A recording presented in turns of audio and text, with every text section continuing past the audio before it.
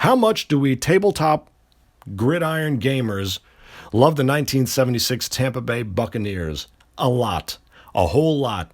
We can never stop talking about the 76 Buccaneers. When is that season set coming out? When can we play them in your game? Can we get them to just one victory, maybe two? We talk about the 76 Buccaneers almost as much as the 72 Dolphins. Interesting that Florida is home to not only the undefeated Dolphins, but the very defeated Buccaneers. Also interesting that here we are in 2021, and those same Tampa Bay Buccaneers are being led in defense of their second franchise Super Bowl title by none other than Tom Brady, and kicked off the season with a thrilling 31-29 victory over the Dallas Cowboys, which is quite interesting in that of the 5 NFL teams that have posted winless seasons since World War II, according to a nice little list compiled by sportscasting.com, the Dallas Cowboys were the first, recording a standing of 0-11-1 in their debut 1960 season. But there's something special about the 76 Buccaneers. Lots of stories have been told about the on-field and off-field troubles of those Buccaneers. Rounding out that list of 5 dubious teams are the 1982 then Baltimore Colts, before Irsay's midnight move, the 2008 Detroit Lions, who were the first to post a 0-16 record since 16 games became the norm with the 1978 season, and the 2017 Cleveland Browns, who went 0-16. Another interesting fact that the Lions and Browns faced each other 4 times in the 50s for the NFL title, with the Lions winning 3 of those meetings starting in 1952. So just how bad were the Buccaneers by the numbers? Well, in real life, they posted a meager 125 points while allowing 412, and racked up 3,006 yards on 859 plays while allowing 4,801 yards on 933 plays. This according to Pro Football Reference. But what about if you're a player of tabletop sports simulations? Whatever your game is, APBA football, second season, Stratomatic, go back to Status Pro, to Pay Dirt, come forward to Fast Drive Football or Downey's game-winning drive.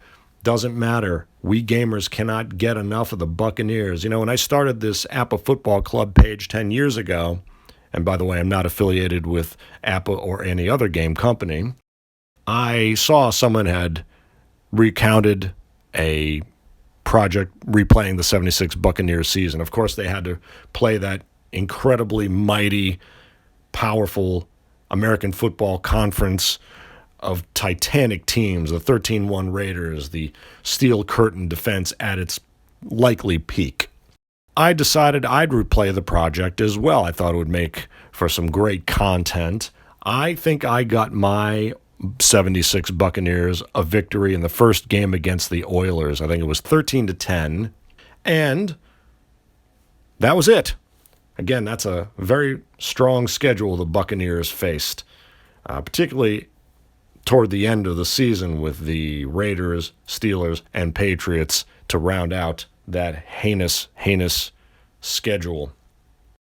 But again, we ask, how bad are those 76 Buccaneers? Can we quantify it a bit beyond the real statistics? Well, in APBA terms, we certainly can. We get a pretty clear picture of just how difficult it is to win with those 76 Buccaneers.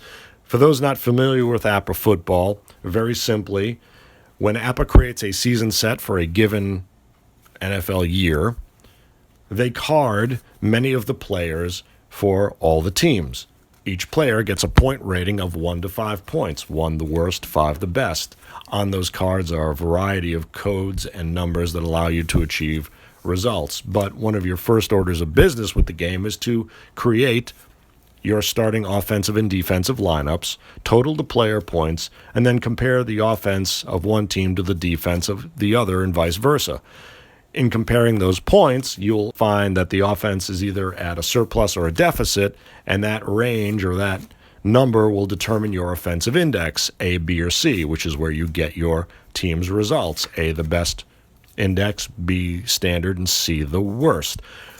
So with each player rated at 5 points maximum, each platoon can be rated to a maximum of 55 points. That's quite rare, given that some of the great teams of the past are in the high 40s or maybe right at 50. The original franchise all-star teams that APBA created for the original NFL franchises generally top 50 points, given that most of the players are 5 or 4 points. They're at the peak of their careers in those sets.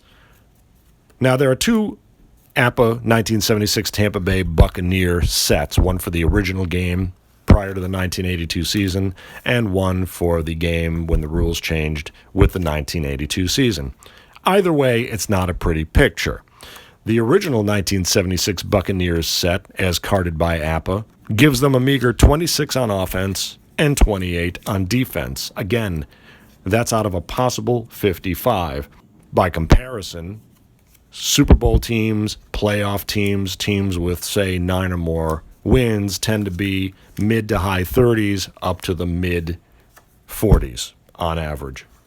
The current calculation of the 1976 Buccaneers for the so-called Master Game that made its debut in 1983 gives the Buccaneers a 27 on offense and 29 on defense if you don't account for the pass-run point totals that APBA began to use with the Master Game. So again, not a pretty picture for the Tampa Bay Buccaneers. Trying to get them to win an APBA football is a chore.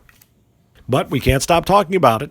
In fact, today, just as we speak, Joe Namath in APBA World just won with the Tampa Bay Buccaneers. In Week 6, Tampa Bay finally notched a W against the expansion Seahawks. The final score, 29-14.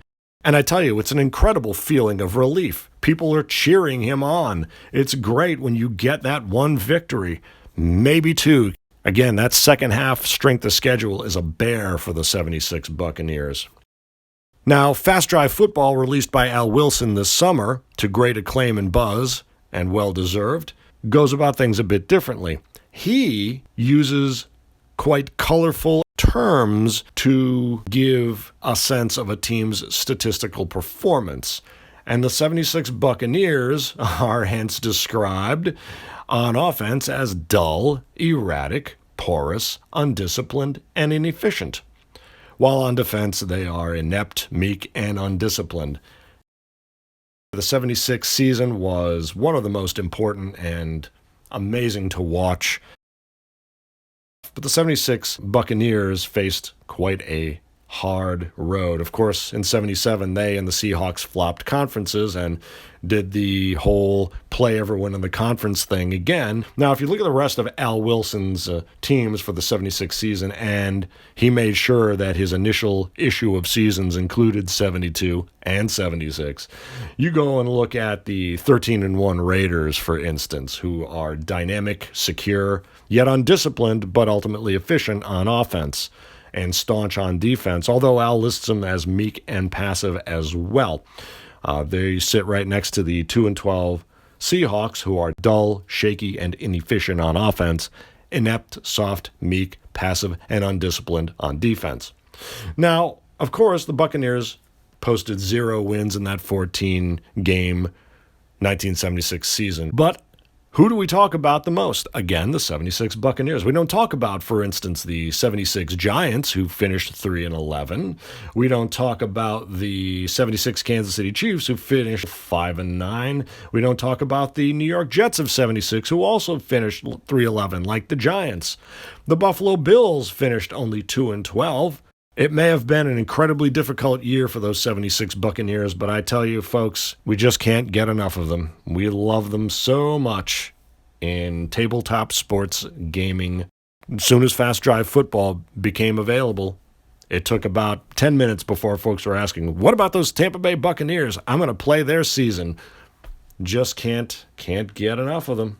Now, it occurred to me, with so much interest remaining in those 76 Buccaneers to this day, it might be worthwhile to talk to someone who actually played on the team. And so I checked the roster on our beloved Pro Football Reference, and a name popped out at me immediately, that of Pat Toomay. Now, since I started playing APBA football in 1979 with the 1978 season set, I associate Pat with the Raiders, whom he joined in 1977 after that stint with the Buccaneers. Of course, Pat Toomay is well known for his novel On Any Given Sunday. Pat is also known for his book The Crunch, which painted a not-so-flattering portrait of the Landry-era Cowboys, which Pat will tell you about in our interview here. He was very gracious, and without further ado, here is Mr. Pat Toomay. Mr. Toomay, sir, how are you today? Well, how are you? I am pretty darn awesome, I must say. Thank you so much. Sure, it's not a problem. So, we are the APBA Football Club. We're a bunch of board game geeks, and we are talking with a Super Bowl champion and an esteemed author, Mr. Patrick Toomay, who played on some of the iconic teams, franchises, the Cowboys and the Raiders, and of course the 76 Buccaneers and the 75 Bills.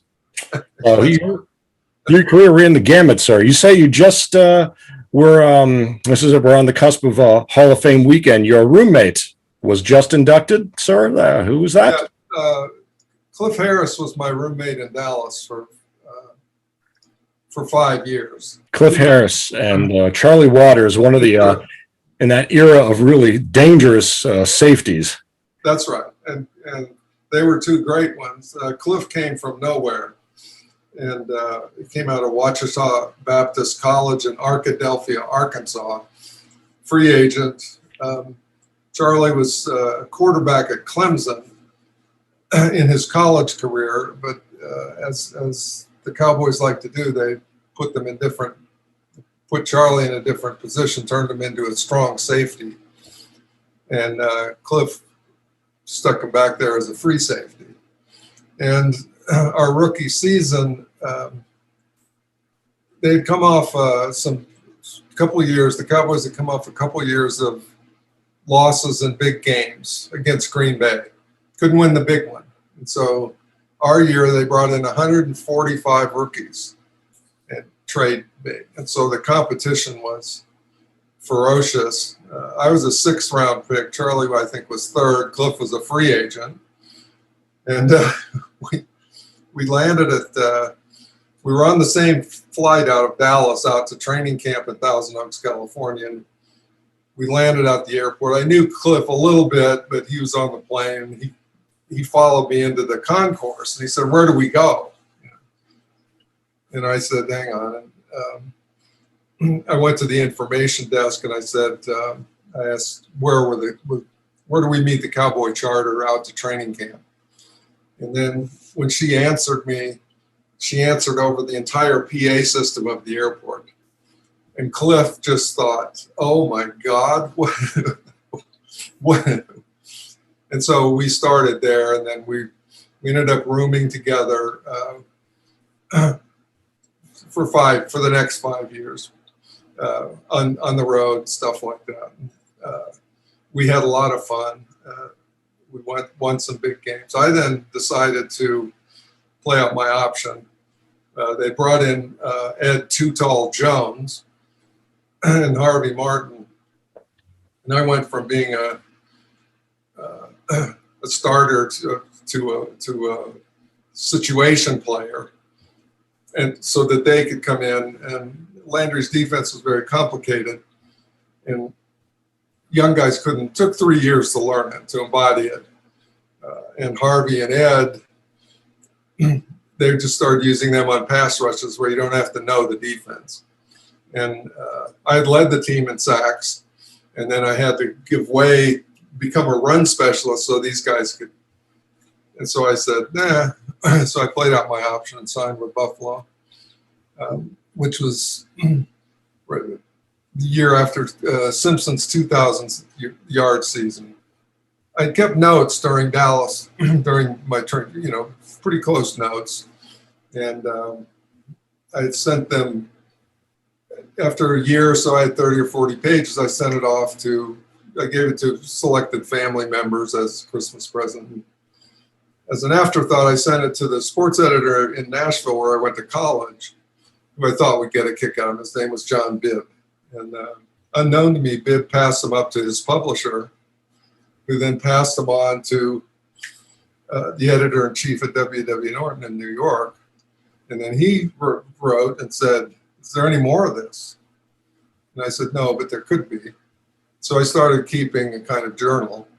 And then my 5th year there, they decided to publish it. And that was the same time when I was deciding to leave to go to Buffalo because of that. And so then that didn't help me any with the text ran. They all got very upset because it was inside stuff. It was Cliff and I and Charlie and the guys and training camp and how hard it was. And then when it was published, I was in Buffalo, and then they said, "Oh, we can't." I was the defensive MVP out there, but it came out during that season, and they said, "No." And then I got put on the expansion list as punishment. And then so you go from all that, from Cowboys, Super Bowls to 0-14 or whatever it was. It's Tampa Bay Bucs. And I probably would have been out of the league by that. You don't write a book like that while you're playing. Jim Bouton didn't. You know, it was a kind of, it was in that genre. And then, but Al Davis didn't care about that stuff. And Ron Wolf, who was the personnel director for Davis, had become general manager at Tampa. And so he said, "Oh, they want to get rid of him. We're going to get him." So I went from 0-14 to the previous year's Super Bowl champion and John Madden. And that was like dying and going to football heaven with Madden and the Raiders. There's no organization like it before or since. You know, it was just astonishing. And then I led the league in sacks that year. So it was from the outhouse to the penthouse. We lost the AFC Championship game, and then Madden retired. And we, you know, some tragic. Darryl Stingley was paralyzed the next year, so you know there was some tough going. But going out there was, oh, this is what football can be like. It was tackle the man with the ball. You know, under Landry, it was the system that took 3 years to learn, which he wasn't a gifted athlete himself, so he devised a scheme to compensate for his own, I think, probably lack of speed. But guys like Charlie and Cliff just, they saw it. You know, they saw it. So that's sort of the arc of a complicated career. And that's a whole different era of a very, you know, when teams had a lot more regional character, right? I mean, that's right. Free agency was rigged for the club. So, in other words, when I play out my option, I could only go. I wanted to go within the conference, within the NFC East, where I knew the teams and I knew the personnel and I knew the coaches. I was interested in St. Louis, but the nuances of the Rozelle rule then was that they tell you where you can go, and they said it was the AFC out of the conference, so that they want to avoid players within a conference having knowledge of each other, changing teams in there and giving one team an advantage over the other. So I'd never been in the AFC, and we didn't play the AFC teams infrequently. We played the Raiders. We trained in California, so we would play Oakland in a preseason game before going back. We play in Los Angeles. We play the Rams. We play Oakland because they were out there, not San Francisco for some reason. But that was it. And you know, going with finding Madden was just tremendous for me. After McKay and 0-14, and that was just a nightmare. It was a nightmare for Ron Wolf as well. And then the good part was a lot of the guys from that team went on. Wolf ends up in Green Bay with Brett Favre. I ended up in Oakland, thanks to him.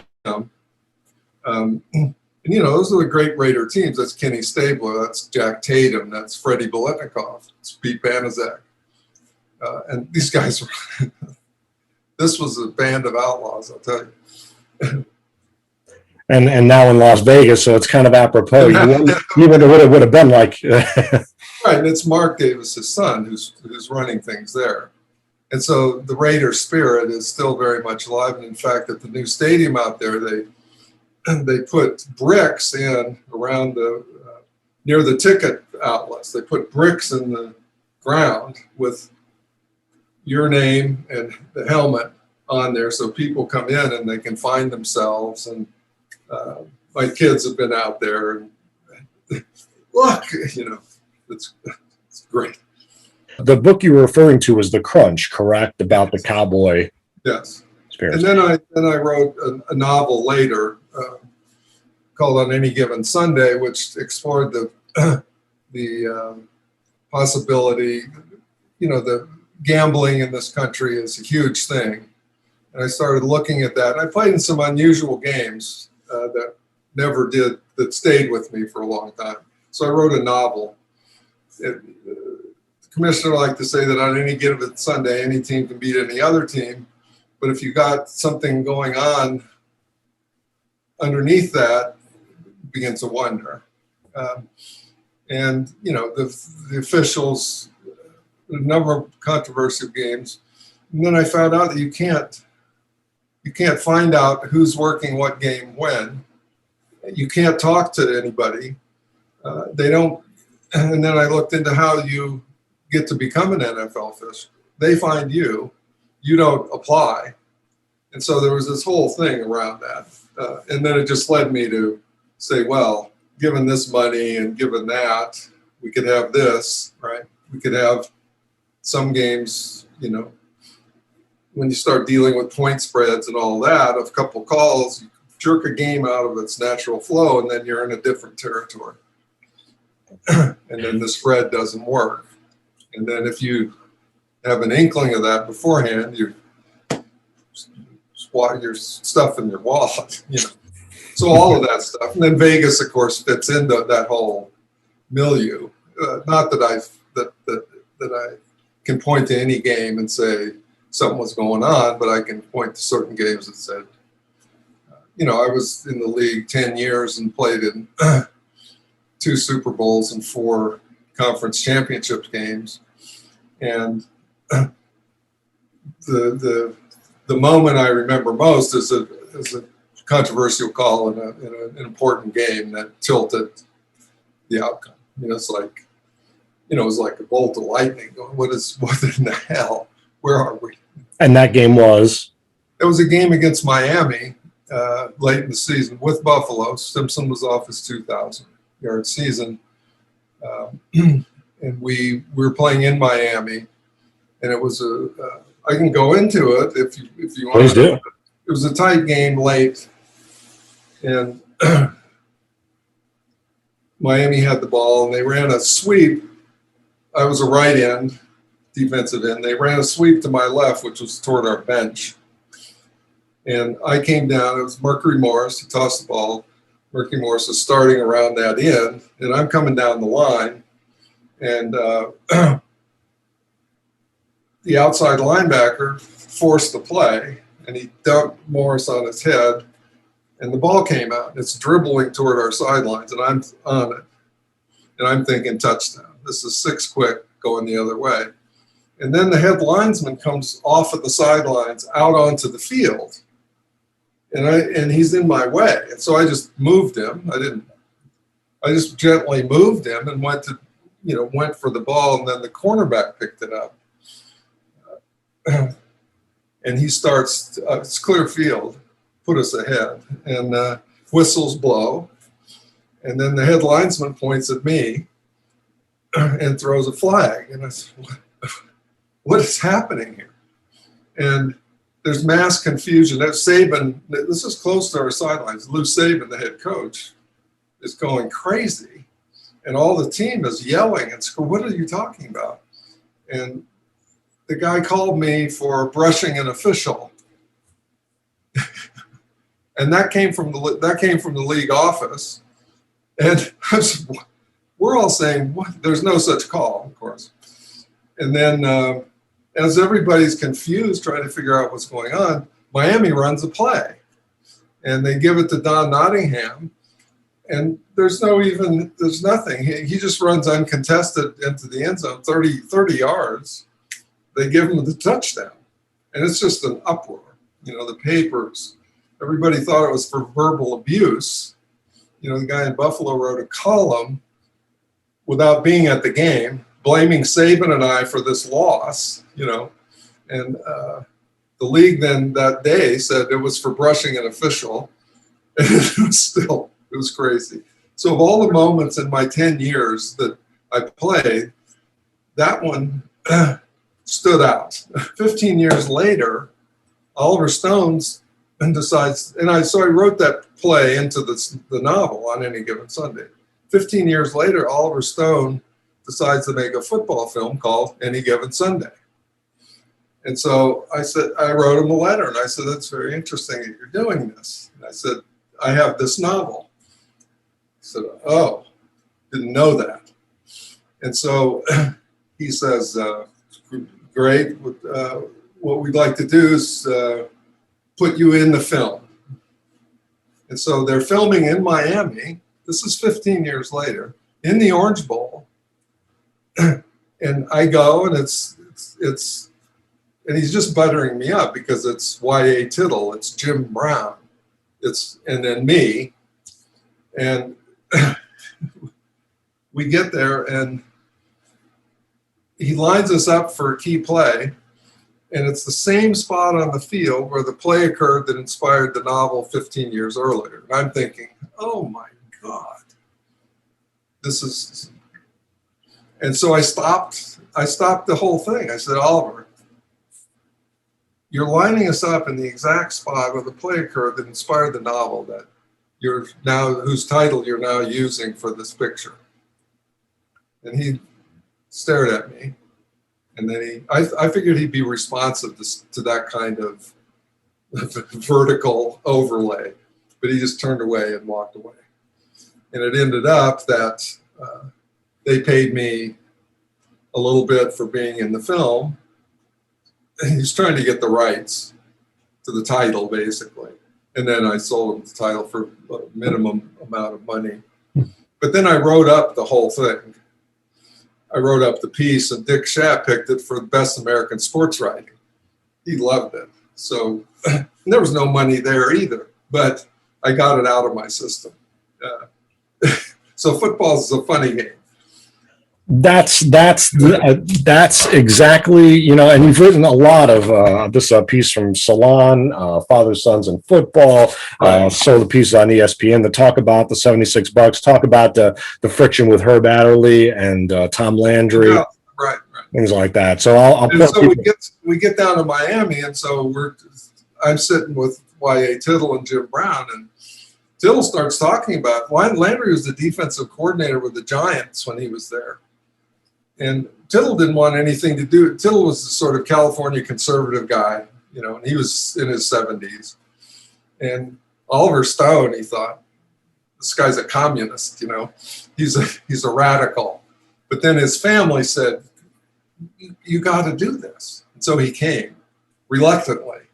And then Jim Brown is there, and then to hear that a contemporary of his as a player, and to hear them talk about the game and what it was like. And then Landry had been the defensive coordinator with the Giants when Tittle was there, and there was a real rift between the offense and the defense, and they hated all that stuff the defense was doing, and so they were party guys, and so it was just fascinating to hear all that. But I incorporated all that in the piece, all these conversations and what they meant, and then what Brown had to say, and then how they taunted. We go out to film a scene, and Y.A.'s the coach. I'm his defensive coordinator, and Brown gets behind the camera. They start rolling, and Jim Brown starts taunting him. And then, because Y.A. was kind of tight, and then those two fell into it and dropped back as the rivalry as players, and then Stone got what he needed, and I'm thinking, oh my God, what are we doing? So anyway, it was a lot of fun, and it was fascinating being with those guys. We were there for a week, and all this kind of information flowed through. That is the mantra, any given Sunday, and of course, Right. I mean, for many years, the talk was of parity and, expanding playoff team and all that thing. But obviously, you as you just nicely summarized, you ran the gamut from, you played in Super Bowl V and Super Bowl VI. You won it, beat the Shula Dolphins, who, of course, on the cusp of their semi-dynasty, I guess, of the 70s, depending on how many victories you count as a dynasty. And then, of course, Buffalo, Tampa Bay. Is any given Sunday, and given what you've also added about the officiating and the specter of betting and all that, is it really true that, I mean, you've got, what is it about team chemistry, about the front office, that Landry versus Madden, that Dallas versus Oakland mentality that really all culminates on the field? What is really the driver behind season-to-season success, game-to-game success? Is that chemistry of you on the field? There are different kinds of chemistry. That's one thing I discovered. And Al Davis, the owner of the Oakland Raiders at that time, for all time, he was from Brooklyn. He fancied himself a tough guy, and he had that edge to him. He started the AFL. He was one of those founding guys, and it was an opened up game. It was a different game. So he and the NFL people they carried that with forever. And Madden, Davis, he had a ducktail. He wore black clothes always. He drove a black Cadillac Fleetwood Brougham with black tinted windows and no license plates. So he presented this Darth Vader kind of persona and all that, but he was very smart. He was very bright, and he was an active member in everything. He was actively involved in everything, and Madden had to negotiate that, and he did successfully. But so there was that whole. Whereas Dallas, you have Tom Landry, who's a born-again Christian, fellowship of Christian athletes, and so that dichotomy was all present in all these games. You had the devil, and then you had the Lord. And so there was that. And the Raiders, I'll never forget. As a Cowboy, we play the Raiders in preseason, and we come out for warm-ups, Oakland Alameda Coliseum, and we come up and we be next to these guys, and they had Art Shell, who was 280, 290, 6'5", and he could dunk a basketball two-handed behind his back. He was a tremendous athlete, Art. And Gene Upshaw was a giant. And we come out for warm-ups, and Larry Cole, look at those guys. Cole said, look at those guys. He said, they're big. They're really big, And so you have this power game against this finesse game. And so me at 245, I'm an end lineup over Shell, and I have to play the flex, and he's outweighs me by 55 pounds. And so Landry's defense would give me only a shoulder. I didn't have to take him head up and throw him. I had to take one side or another, which that was the genius of his defense. He knew that. So he wanted speed rather than these giants. And Davis, there was one kid named Charles Filiaw, defensive end. He was 6'8". John Matuszak. He pulled John Matuszak in, 6'8". So he wanted this intimidating presence to come out and just, and it worked until it didn't. Then they had to adjust a little bit. But it was this big dark the Raiders were this.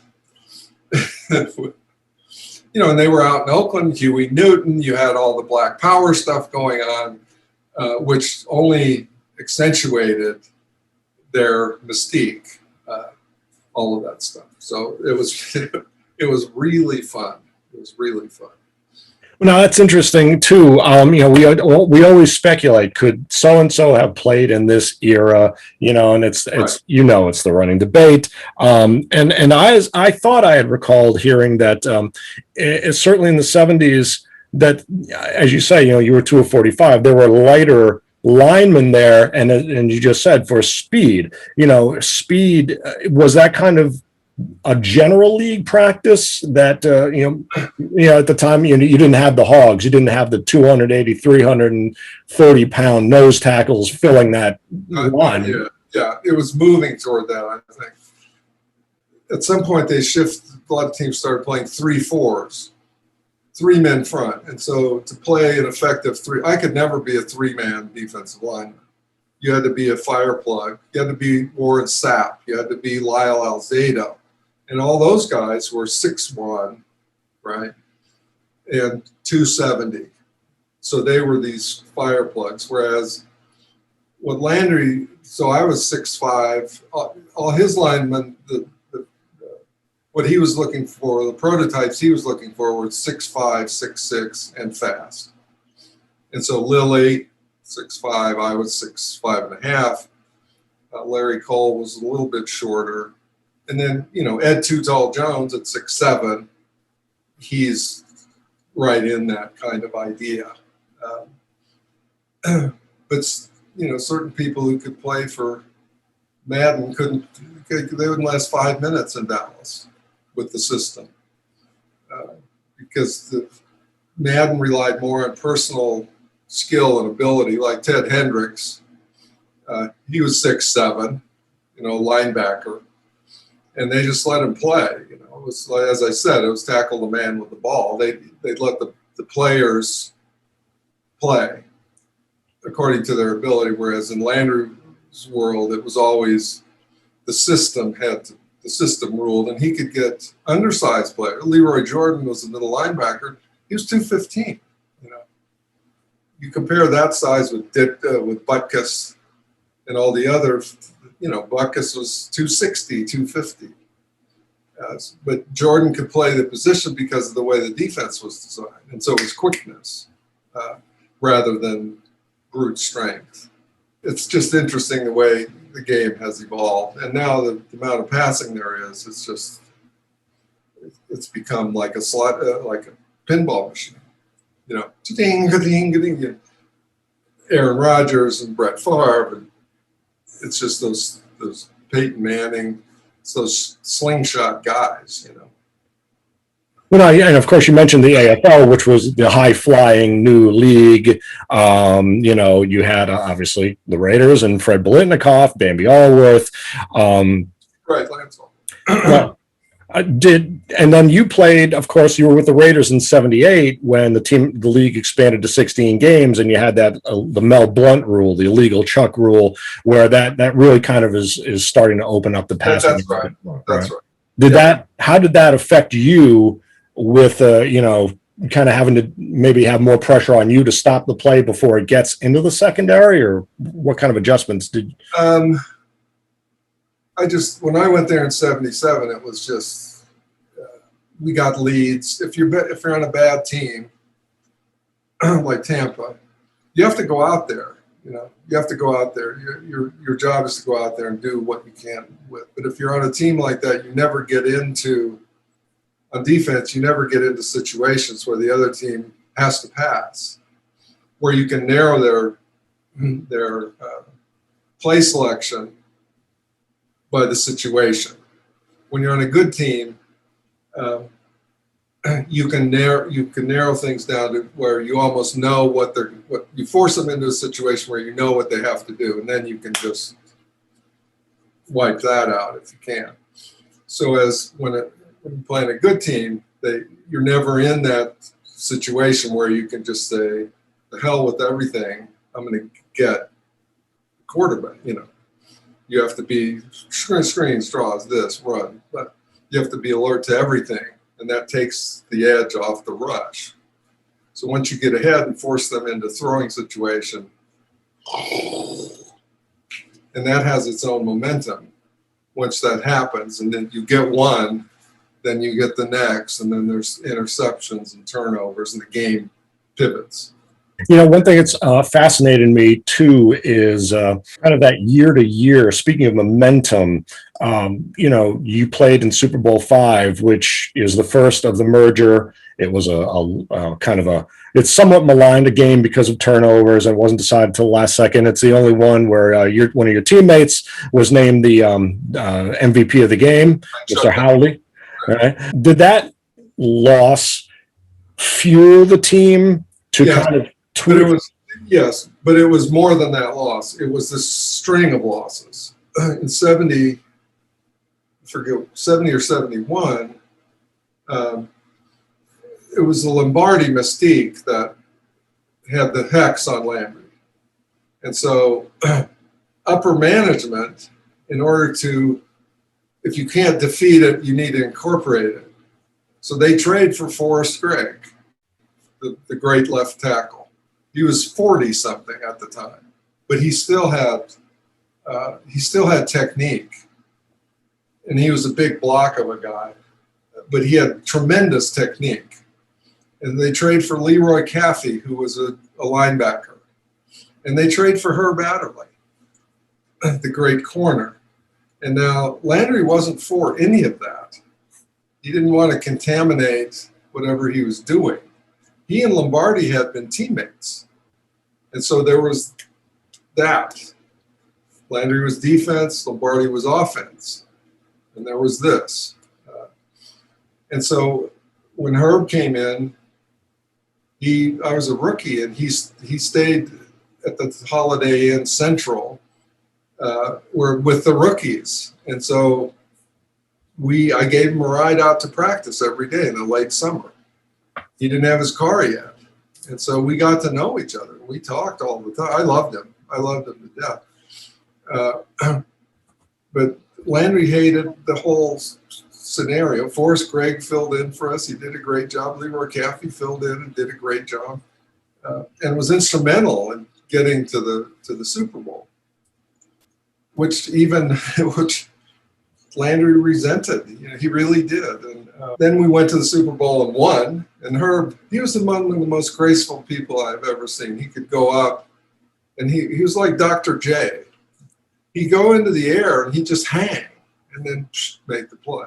And he had been taught to, his keys and with Lombardi were, you look inside and then you play the receiver. With Landry's situation was entirely opposite. You take his keys, you key inside, and then you go to the receiver. It was exactly the opposite. And he couldn't do that. And that's the pivot. That's how Landry cut him after this.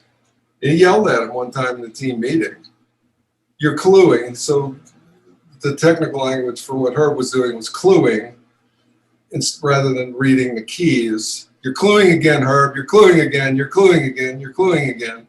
And Herb just, after all he'd done for the team, he left. He said, "Leave, or leave. I don't care."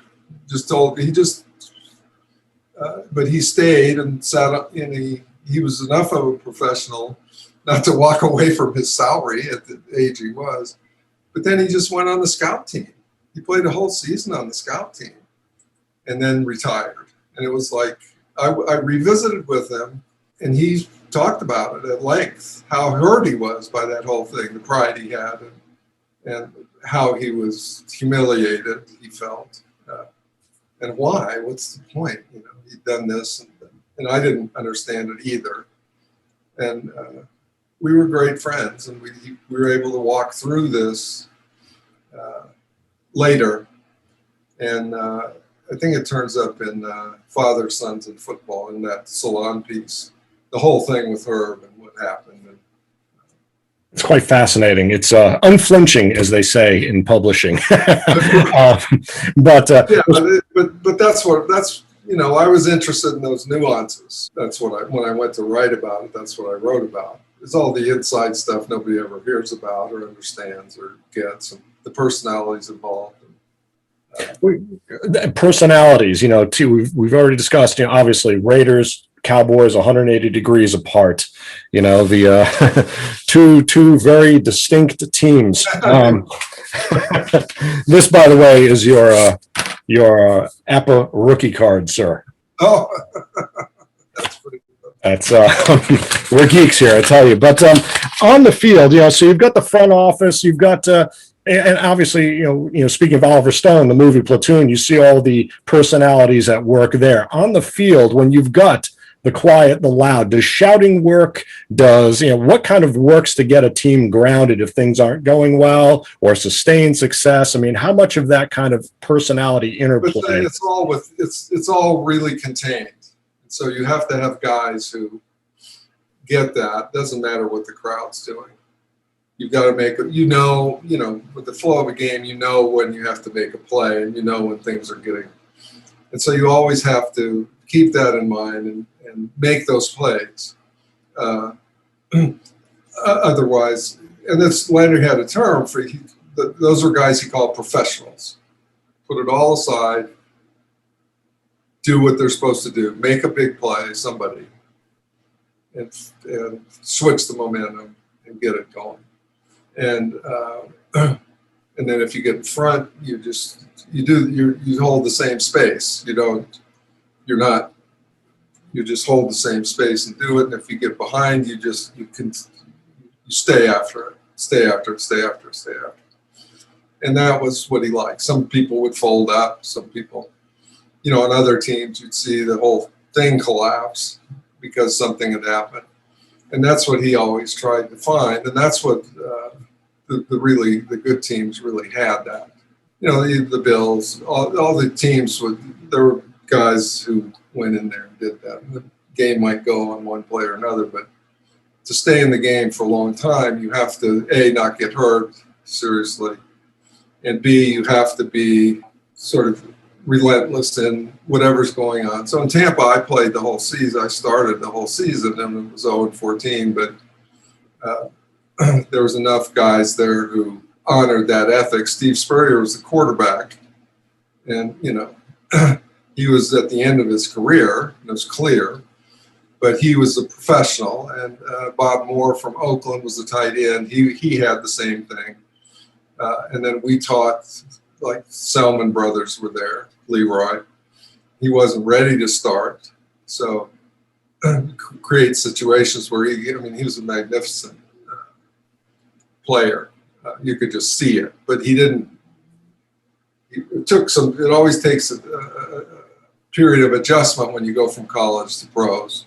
It's all new and it's easy to get confused. So we mentored all those guys. Would there have been anything? I mean, it's really unfair. I mean, you're looking at a team that's just brand new. It's, it's pulled together. I mean, I don't know how, whether it's expansion draft or whatever, how you pull these folks together, but is there anything that could have, was it just a combination of all the newness and, the limited maybe mentor? I mean, well, and you'd have guys that were hurt. They put them on I got put on the expansion list because of that book. So I wasn't damaged goods. I was healthy. I could play. It was because of the book. Other guys had injuries, and so would they come back? Couldn't they come back? But I think one of the big things was that McKay, our coach, John McKay, who's been at SC for all those years, had all those great teams and great players. When he got the job at Tampa, which was in the preseason, earlier, before the season started, he made a lot of comments that were unwise about the National Football League. And one of the things he said was that I can coach the NFL from my armchair. And he said that. It's like, I thought, because that kind of arrogance is going to be attacked. Oh, you think it's easy, do you? One of the most memorable games was up in Denver. We had so many weeks of two-a-days. We lost, in a good team, if you're in a really good team, the defense plays 40, 50 plays a game. in Tampa, we couldn't quite stop. We had good players. We had Leroy Selman. We had some good players. We had Dave Pear, who then later went to Oakland too. But in Tampa, we were playing 90 plays a game on defense. And that's two games. Yeah, it's 2 games in one. So the injuries just went through. We had 25 guys on injured reserve by the end of the year. It's like a Civil War battlefield. And but you have to keep going out there and keep playing. And so we had that happen to us, and all of that was it was a nightmare. Really, it really was. And the next year, I lived in Dallas then. I had a family. I went home. I drove home, and it came time to report next year to Tampa. You haven't recovered at 90 plays a game. And I was a 6 or 7-year guy. So I went down there and felt worse and worse, and to report to training camp. And I got closer, and as I got closer and closer, I drove slower and slower. And instead of driving to the motel where they had training camp quarters, I went to an actual motel on the outskirts of town, and I called my wife. And I said, "Honey, I can't report. I can't do it. I can't do it." And she laughed and she said, "You don't have to." And I said, "What are you talking about?" She said, "You've just been traded to the Raiders, who'd won the Super Bowl." It came down to that. I'd driven 12 hours all the way down to Tampa, and then I slower and slower and slower, and then stopped. I can't do it, and then so then I drove back to Dallas, got on the plane, and got picked up and taken to a physical. Right now, you go to Dallas, and it's all kinds of stuff you go through. But I get there and go to the doctor, the Raider team physician.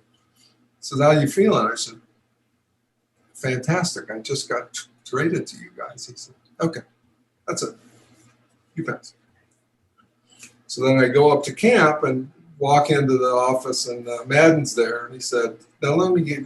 So this is my first encounter with a new head coach, having come from Landry and Saban and McKay, and he said, "You drove all the way to Tampa from Dallas, and then you found out, and then you drove all the way back to Dallas, and then got on a plane to come all the way out here, and then you had to go to a physical, and he said, "You got to be exhausted." I said, "Well, yeah, I am." He said, "I'll tell you what, recoup, take a few days and come out when you're ready." I said, "What?" I said, "Who is this guy? He's thinking about what I've had to go through to get here, and he actually cares, and he's telling me to take a day off of training camp or 2 if I need it." This is, not really blocked me in. And then he roomed me with a guy named Dwayne Benson, who had played for him earlier, and he was a linebacker, very bright guy, very hilarious guy, very bright. And they roomed me with him, and then he just laid out the whole thing and said, we were very close. He got cut late because he was older and done more or less. But he went back and was elected to the Minneapolis State Legislature, served there for 20 years. And he came down to Dallas for a meeting one time. Down here to New Mexico, Albuquerque. And he was just a tremendous individual. He was hilarious. And he had the right perspective. And he loved Madden as well. So it was really interesting. The other thing was that Art Toms, who had been the defensive end with Oakland, when I came in, they traded him to Philly, the Raiders. And Toms, he had a place in Alameda, and so I rented the house from him, his house, while he had to go do that. But he had, and here's a Raiders, this is a Raider thing. He had a Cadillac limousine, about a 1963 Cadillac limousine that they bought from a hearse, from a funeral home. And the limo, they called it.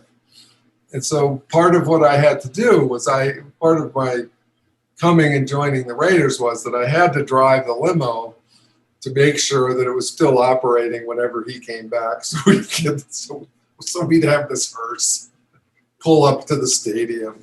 A bunch of guys would get out of a hearse. And I just thought it was the funniest dang thing I'd ever seen. It was just hilarious. So that's the Raider spirit, you know. That's tremendous. It's kind of got almost like a slap shot quality to it. I mean, well, absolutely. And there was that, you know. But then you had guys like Jack Tatum who were absolutely ferocious players. And there was a lot of, I've written some stuff about Jack for the New York Times because people assumed that these were savage people. And I said, Jack Tatum was a free safety who weighed 230 pounds. I said, he had 4.6 speed.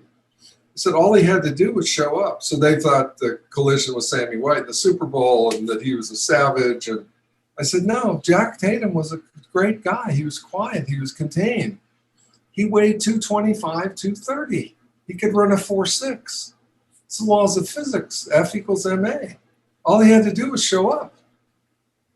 You know, so there's all those things about, they're cheap shots, they're this, they're that. But no, it was, you know, and where I knew the guys and knew their phiscal ability, and I just said, this is all bullshit, basically, that what you're putting out there. And like when Darryl Stingley was tragically, they thought this was it was not a ferocious hit. It was a freak play. Nobody was moving. Tatum had started off. We watched this in the films. Tatum had started off. He'd stopped. Stingley was coming across, and Tatum was just flat-footed and leaned over, and they hit, and Darryl cracked his spine. He couldn't get up. And Madden goes straight to Stingley after the game. He goes straight to the hospital. And there's no New England officials there. They're leaving. Madden calls the airport from the hospital room to the tower, and he says, put me through to Fairbanks on that plane now. And so they put him through, and Madden says, and they were all in shock, basically. I mean, it was, but here's Madden out of his empathy, seeing that this is going to be a disaster. If they leave this guy, this frontline player who's been paralyzed, that it's a disaster. So he calls the plane, and they back the plane up and bring off, and they put off the business manager, which wasn't very good either.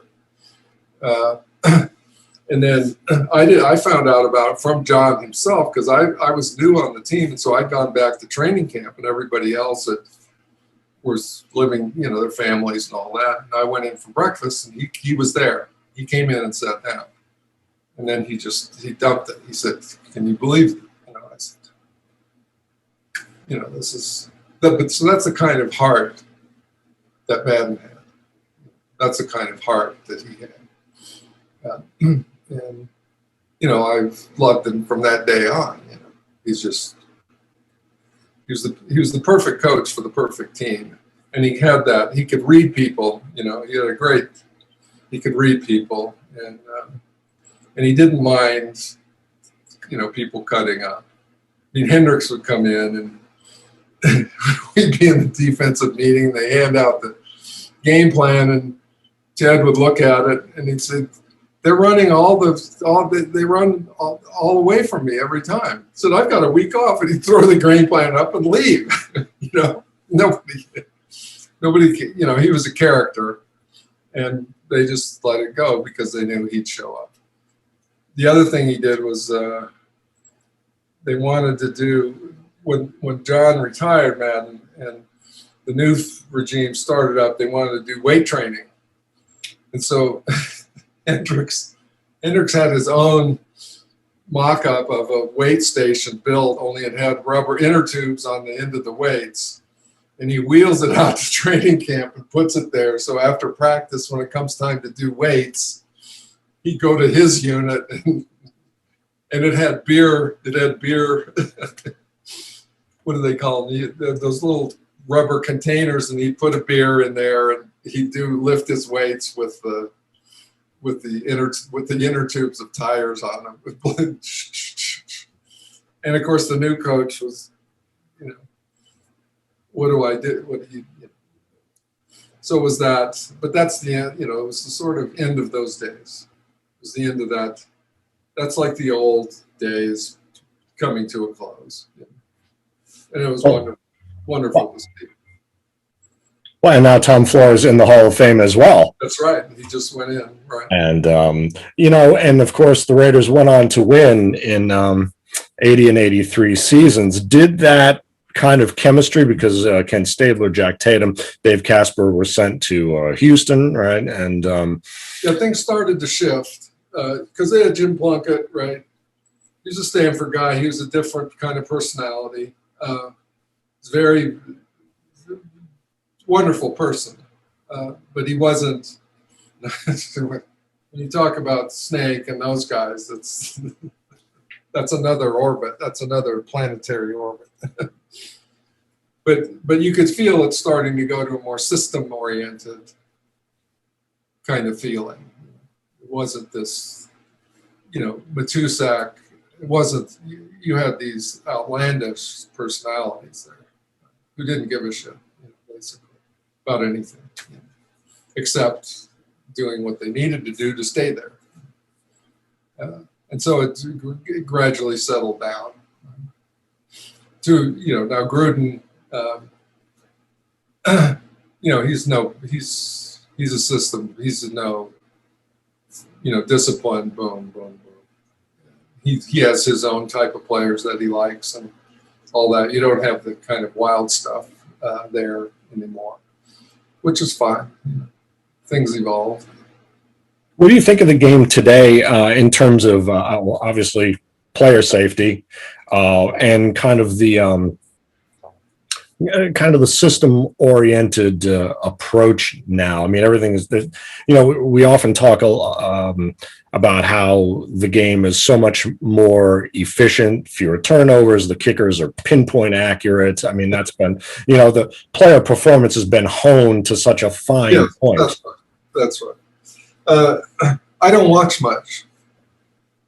I don't. It's a pinball game to me now, and I'm not pulled to it. I'm pulled to it occasionally. Occasionally, I'll sit and watch something if the matchups are interesting. But it's 3 hours, and I'm 72, and I'd rather what you do with your time becomes more important. I used to watch. Sort of when you get out immediately and the guys, you watch, and then as you get other interests and other things are going on, it becomes sort of something you look in on. And so I don't follow it that closely. I know the concussion stuff is very important to me because I have an abysmal concussion history. The old helmets we've got and all the attention that's been brought there is justified and worthwhile. And too many guys have had stuff. And, knock wood, I'm not seeing it. And I've participated in studies with people who are doing this research. Do you think there is a way without helmets? I mean, some people have talked about that. Is it just, non-professionals just say that's the game? I mean, that's kind of, Well, I think what's going on is the players themselves are cognizant of it. And so you see people, instead of delivering a helmet-to-helmet spectacular hit, in a lot of cases, I'm not saying throughout, but you see them, you see them veer from that kind of hit to something that's safer, especially getting rid of the head stuff. And they watch it very closely on the quarterbacks, and the penalties are sort of extreme for that. So when you sack a quarterback, you don't do a head-to-head thing anymore. You chest them or you wrestle them down or something like that, which will, take the edge. I think it's taken the edge off of it a little bit. In fact, if the Hall of Fame had been scheduled, if it got off on schedule last year, I was going to go, and I did a lot of studies with a neuroscientist named Alex Lynn out of Boston, who was doing concussion studies, and we were going to have a little seminar adjacent to the thing for people who are interested. We weren't going to make it a big deal, but Alex was going to come and talk about what they found and what the issue was. I had some media friend was going to come, and Chris Borland, who was the guy who quit the 49ers out of Ohio State because he was concerned about concussion stuff. He was going to come, and we were just going to have this tiny little get together about that. But then when they canceled it, with the pandemic, they canceled the Hall of Fame thing for last year.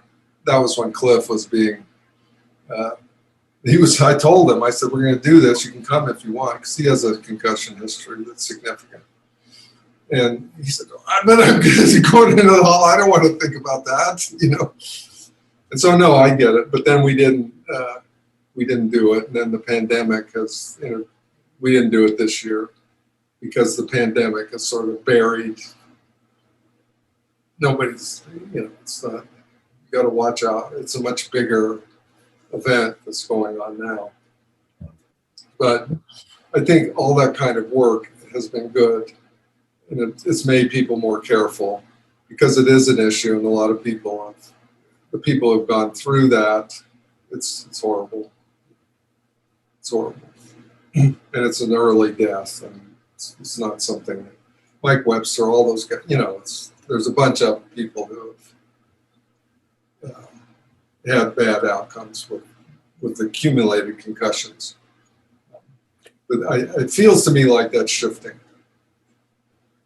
Do you think back, you talked about your sack history, and of course the Pro Football Research Association just came out with the unofficial sack records from 1960 to 1981. I just wonder, do you think back to some of those moments? Do you recall any of the more intense versions? What they did was there can be, I'm not saying it happens often, but there can be, those things can get fudged within it's not an objective thing. So I know that when I left Dallas and I ended up in Oakland, Harvey Martin was ascending, but I still knew a bunch of guys. Very close to a bunch of guys, Larry Cole and these other guys. And so Oakland, I ended up with 17, according to their count, 17 and a half sacks that year. And I would talk in Dallas, and then Martin was at the top of the NFC. I was at the top of the AFC. And we were sort of nip and tuck, and I moved ahead of it because I call Larry Cole every week and say, because I was excited about it, because it was a way to, I played out my option. They had held me down, and then over here I was doing this, and then they had gotten rid of me for Harvey, who's a great talent anyway. But it was just this little player thing. And then Larry said that, so I kept track of it through Larry, and toward the end of the season, Harvey suddenly went from 16-21. And I said, well, he said, I said, how did they account for that? And he said, oh, they were looking at films. And so over in the AFC, I was doing this, and Harvey was doing this. And then by the end of the season, it was this. And I said, was there any accounting for that? And he said, no, that it's just magically he had this, and then he has that. And then he ended the season as the league leader. And, you know, Gil Brandt and those, they care about that kind of stuff. And if I had ended up leading the league, having been forced out more or less over here, that wouldn't have, you know, Gil Brandt feels he's the player genius. And so that wouldn't, so it was just this. But all that stuff, it all goes on sometimes. And it's, in the end, I was upset about it for about 10 minutes. And then I said, it's okay. You know? But all that kind of stuff goes on. Personally, for your health concerns, do you think about, you know, we were playing, you know, I mean, in '76, for instance, I mean, you played the Raiders, you played against the Raiders, you played against the Steelers, you played the Colts, the Patriots. I mean, do you remember during those seasons? I mean, you played against some of the greats. Do you remember some of those particular hits where you think, oh boy, I mean, that was where you couldn't pull back, or did you always have a good fundamental on? Yeah, I had a good fundamental on that stuff. I didn't feel the need to. My reputation wasn't about big hits. It was about being smart and quick, and then making the play. And so that's how I always played. I was a guy who, I started out, you know, in college. I was a high school quarterback, you know, and then when I went to college, I was a stand-up linebacker light, and then I gained a bunch of weight to be a down lineman, and so I always played a finesse game, pass rush. So I was quick enough, and I couldn't do a head-to-head up with any decent tackle. I was too light and I was a quickness guy. So my thing was to go this way and then be somewhere they didn't know I was going to be. Boom, boom. It was all finesse. It was finesse. And then if you get there, it was getting there that was important. You didn't have to kill somebody when you got there. Just get there. So the game for me was always the dance with the offensive lineman. Avoiding direct hits, all of that. It wasn't killing some linebacker or taking his knee out, or, you know, I didn't have that instinct. So, and it stood me well. I mean, I have knee problems now, basically, and I'm looking at. I had 3 knee surgeries, college and pros, and I've got some arthritis in the knees, and I haven't had a knee replacement, but I'm looking at it. I can still get around. I can't run anymore, and my walking distance is sort of a couple miles a day, maybe, whereas a couple of years ago it was 5. So I've always walked and done that, but otherwise I'm in good shape. And the concussion stuff, I took all the tests and went through all that and came out clean there, which I was happy about because I'd had a lot of concussions. So I'm perfectly content at this moment, given my age. Excellent. I had a bunch of questions here. I thank you so much so far for all this. Is great. You know, you were there at Super Bowl V, 1970, and I hope you don't mind that we're because we're just dredging. Was there any of the lingering, talk about the lingering Lombardi and Landry, you know, headbutting there, but was there any of that kind of, now that the leagues had merged, was there any of that lingering kind of sense of, you know, older teams, newer teams, or was it almost immediately dispelled? Yeah, that was pretty much gone because Dallas was kind of a latecomer anyway. They weren't the founding NFL group. They were added on later. And so there wasn't really that lingering stuff. The lingering stuff was personal between Lombardi and Landry. And then all the little friction that was going on in there. But nothing with Shula, nothing with the Dolphins, nothing, no personal stuff. You know. Dolphins were very systematic. They had great players. And so Shula was kind of, they were both operating in the same realm. Did you get a sense of them after beating them in Super Bowl VI that they would be kind of the next big thing? Did you have any sense of? Yeah, what I observed through this stuff was that it's like the Olympics. You see these kids going for the first time, and it's this, and then it's almost you have to go twice to get through the initial stuff to do that, as we talked about. And I think that was there with them, and then they went, and then they came out of that, and then they win the next year. The pattern is, I think, is that you have to go there first and get a sense. If you don't win, and then you see what it is, you know what it's about, and then you know what it's going to take. Because then it becomes concrete, whereas before it's just guessing. And so the coaches who stay in for a long time, they begin to see that what it takes, and then they can do it. And then they know when the end is. You know, Madden knew when the end was for him. He'd seen the rhythm of it, and he'd seen, and plus it was taking a physical toll on him.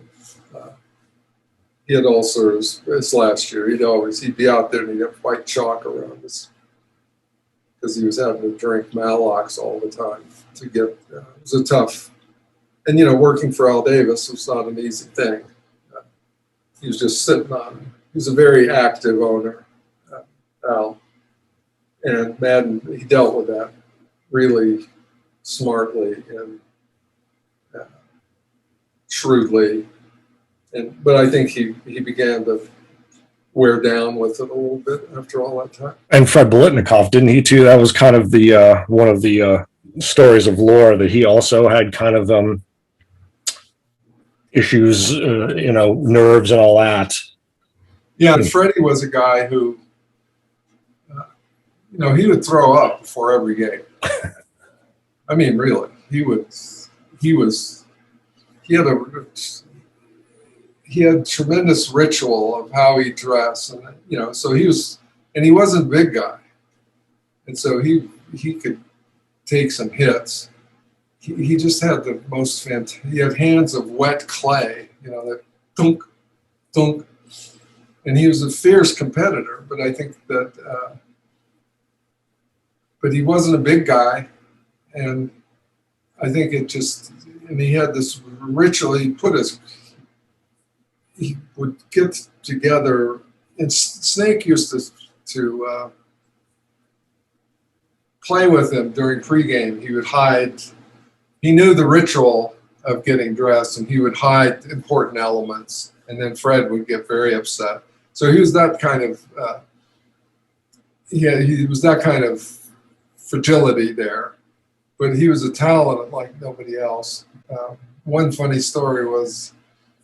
There's at one point where he decided that was Snake, so that was a different. But there's another kind of, I think it was Snake, and he bought it's either Snake or Fred, they bought a chopper motorcycle, because it's Oakland, it's really, and he decided I can't remember if it's Fred or Snake. It might have been Fred. He decided to sell it, right? So a guy came to Alameda. We all lived in Alameda and looked at the bike and said, let me see how it goes. Guy got on the bike and rode away. Never came back. This is a typical this is the other side of Raider toughness is the real guy shows up and it's just, come back here. There was that kind of thing with all the time. You were actually privy to the 71 season. Obviously, that's the championship season for the Cowboys. And that was notable for the kind of quarterback carousel for a few games, correct? Staubach and Morton. What was that like, experiencing that? Well, it wasn't much fun for them, I'll tell you that. I think Craig was a more studied guy. He had a great arm. He was out of Cal. And Roger was new. He'd just come into the team at 69. And if he would get, he was a tremendous athlete. And if he missed a read or something, he'd just take off.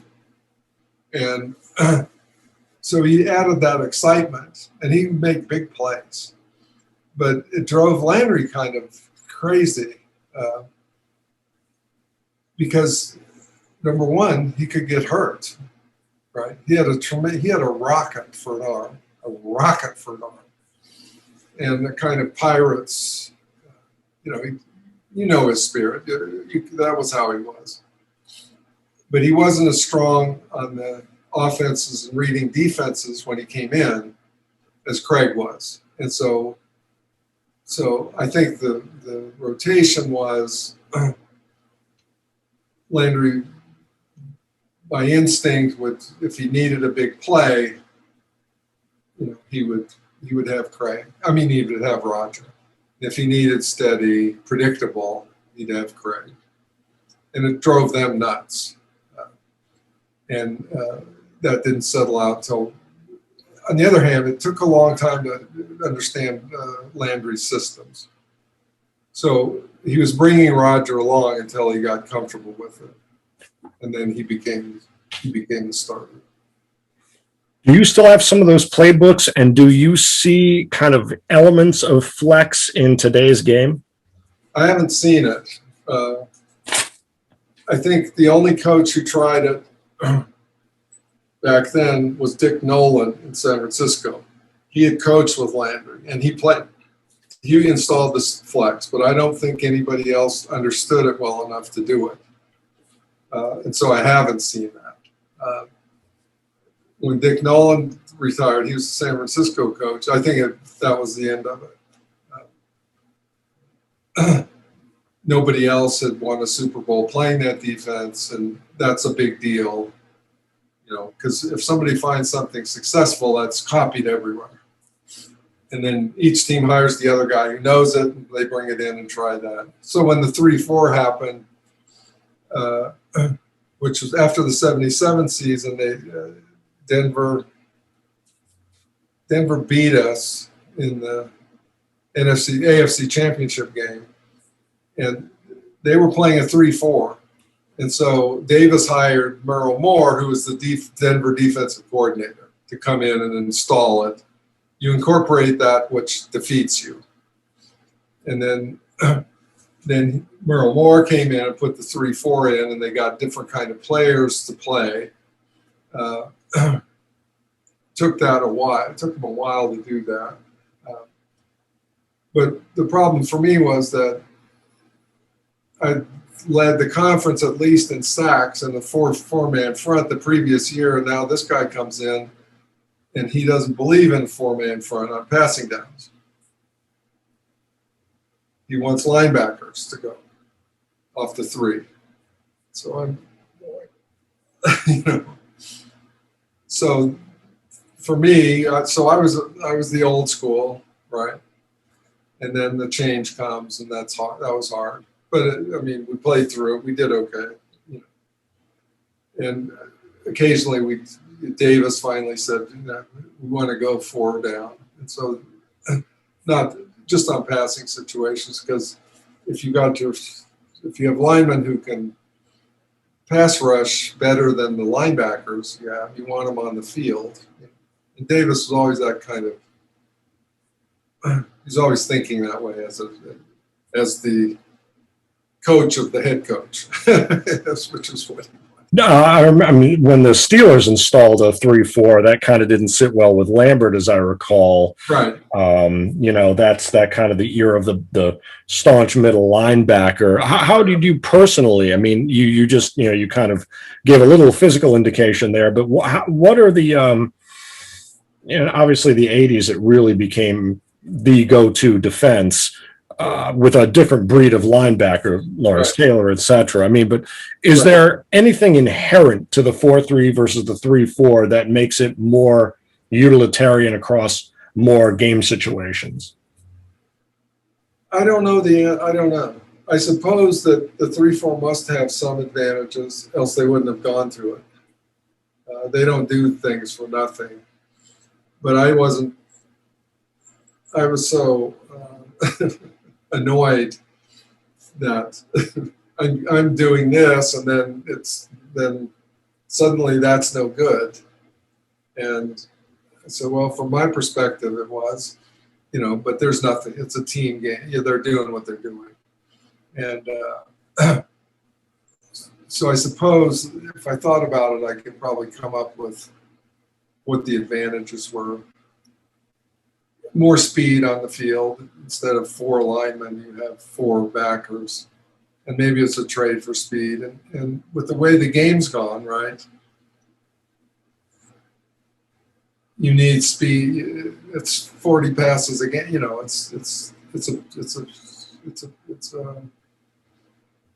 It makes some sense. 1975, you were in Buffalo. 4-point card here. I know I'm back to geekdom here.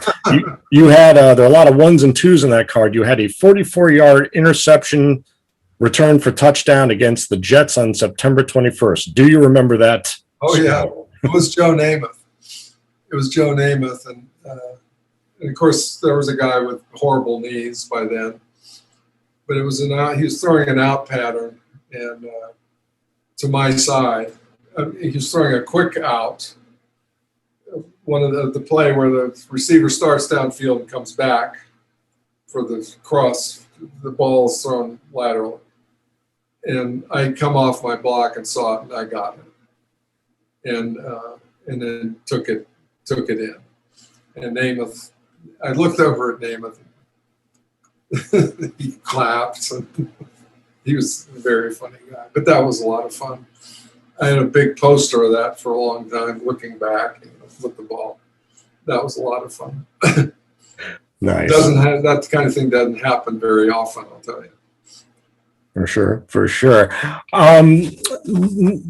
You talked about your method, finesse, football IQ, I guess you might say. Are there any players over the past decades who have kind of impressed you, not for the big numbers? We know who went in the Hall of Fame this weekend for the past 2 years, and I just wonder if there are any of those kind of folks who are the quieter folks, the more the folks who just kind of get it done game in, game out, year in, year out, and just play solid games that you particularly I'm sure they're there, but I became, as I moved further away from the game, I became less and less an attentive observer. And so I would have to look at rosters and guys from certain years to see, because I'm not that kind of a fan, basically. I'm not sitting with it every day and, they're there. So I'm sure that they're there. Lynch, who went in the Hall of Fame, he was a guy like that. But the other teams, I'm just not familiar enough with personnel. One of the things that again we fans kind of obsess on, or weather must have an effect. Home field advantage must have effects.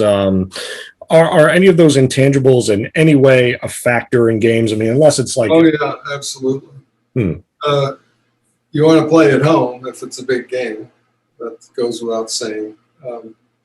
And the weather, of course, now the weather's, most of the fields are artificial turf, but if you have big rains, it becomes problematic because you slip. You can't get. So for somebody like me, if it's muddy or if it's slick, I'm at a disadvantage, and the big guy is at an advantage because I can't get that jump. And then snow in the winter, same thing. The quickness is eradicated for bulk and power because you fall down. You can't. We played in some great. In Buffalo, we finished the season against the Vikings in a snowstorm. It was just, it was like you can't do anything. And then what not having that, if it's a wet AstroTurf, for somebody like me, it takes away your advantage, which is quick. And for the quickness, you have to have traction. And so if you go to start and slip, this guy, you're dead, basically. Same with snow. Same with mud. We had a game against Cleveland, the playoff game that we won in Cleveland, where it was the same thing. You get up against a good tackle, you're a quick player, they get your shirt and that's it. You're done. You go nowhere because you try to get out of it and you're going.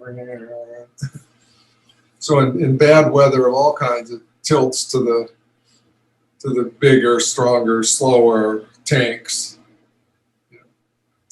who can just, and it takes the quickness out of the game, and the sort of explosiveness goes. When you went to Oakland, did folks like Villapiano and Hendricks, did they kind of accept you as having been, you're certainly a champion? I mean, you weren't a rookie by that time. Yeah. Yes, they did. There was no fitting in problem at all.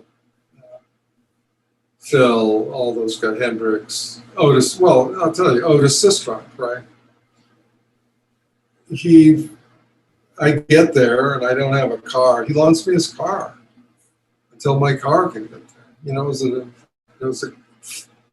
was one of those. It was a Cadillac, one of those little Cadillacs. What the hell were they? So now, we're lining together. We're buddies, and he loaned me his car, and I used his car for 3 or 4 weeks until mine got there. And so there was this.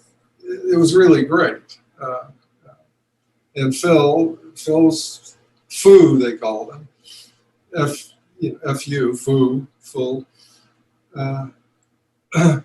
Tatum and George Atkinson and the young guys. It was fun. We really had a good time.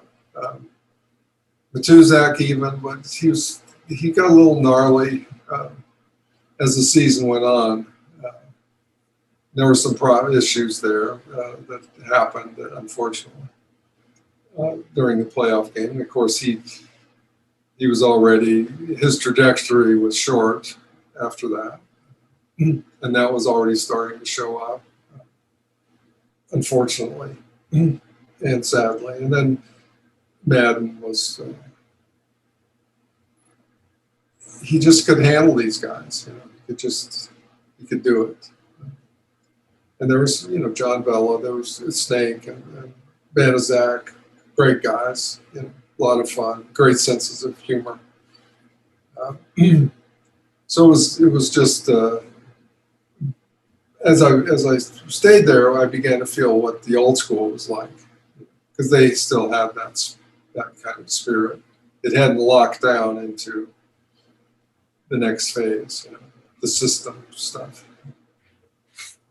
So, Pat, I thank you so much for your candor here and kind of. Great. I really enjoyed it. Sir, please be well. Oh yeah. And again, thank you so much. We appreciate your time, your insights. We're lowly little fans here. But we do derive great pleasure from your exploits, and these achievements of yours resonate with us. So we thank you for all your efforts. Appreciate it, Jeff, and really enjoyed talking to you, knowing what you're up to. Sounds great. And there aren't many journalists who have more knowledge than you do about this game, going back and back. So I'll tell you that, frankly. Thank you, sir. Thank you, sir. Hopefully we'll get to chat again someday. Sure. Thank you so much. You're welcome. See you later. Be well.